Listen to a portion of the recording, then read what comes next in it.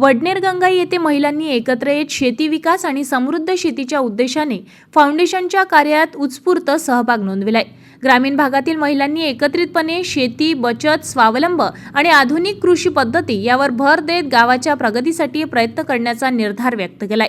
या कार्यक्रमात महिलांनी एकत्र शेती, समृद्ध शेती हा संदेश देत परस्पर सहकार्याच्या माध्यमातून शेती अधिक सक्षम करण्याचा संकल्प केलाय।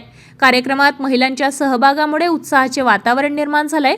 कार्यक्रमाला वाघनकचे संपादक नितीन पाटील मुळे, मालाताई डोईफुळे यांनी प्रमुख उपस्थिती लावली आहे। तसेच प्रज्ञा गोरे, ममता बोंद्रे, संगीता मये, भाग्यश्री गोंडसर, मंजुताई गोंडसर, श्याम खंडेलवाल, मई देशमुख, गिलोणताई, अर्चना देशमुख, पल्लवी घटाडे, मीना घटाडे आणि भारती गाटरे यांनी सक्रिय सहभाग घेतलाय। यावेळी महिलांनी शेतीसोबत सामाजिक बांधिलकी जपत गावाच्या विकासासाठी पुढाकार घेण्याचे आवाहन सुद्धा केले आहे।